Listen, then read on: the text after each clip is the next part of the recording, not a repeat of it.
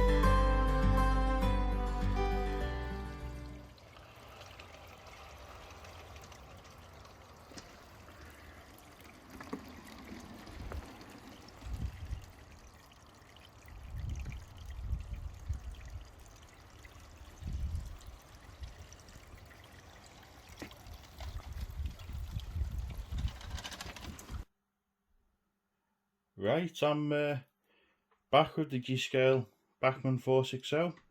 It's been quite a while, I think, since I first got this loco out the loft. Well over a month, really. It's just something that every time I got a free hour or something in the evening I worked on it. So just go through quickly what we've been up to with it. as you know, this was all split, so I've redone that. We can see if we can tilt it gently, and you see it's come out alright. I've I glued it all back together, filled it, and sanded it down, and used the airbrush. So it's only like the third time I've used the airbrush, so I'm quite pleased with that. Obviously it's had a really good clean, a mixture of cleaning wipes, and I used an old toothbrush to get around all the fiddly areas. Overall I think it's come out alright. The most challenging thing was down here, the front pony truck.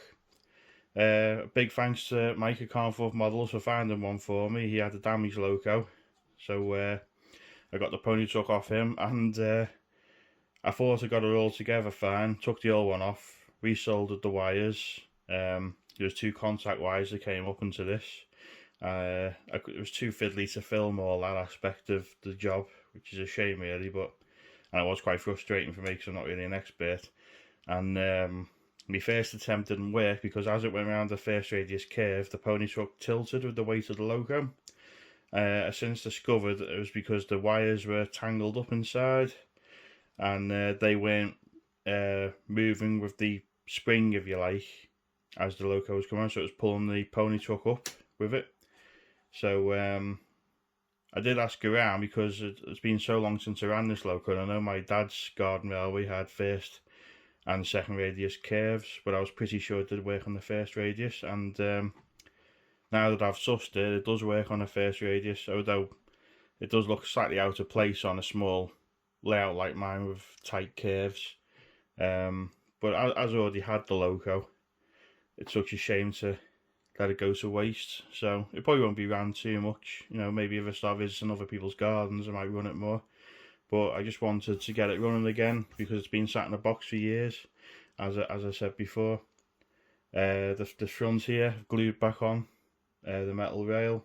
It's not perfect, it's hard to try and find the glue strong enough that holds everything, hence the cocktail stick down there and the metal rod. But yeah, let's just have a little run of it now. Surprisingly, the sound still works on it. I changed the battery over. So it's quite old fashioned by today's DCC standards, but for an analog loco 20 years ago it was pretty impressive. The only thing that's missing is something here. I can't remember what it is, but I'll find a picture of it and it might turn up one day in my dad's shed. Also, the headlight wasn't working, but since I've had it running on loud, it intermittently comes on, so I think I probably will get that working. Right, so that's it. Gotta get it on the track now.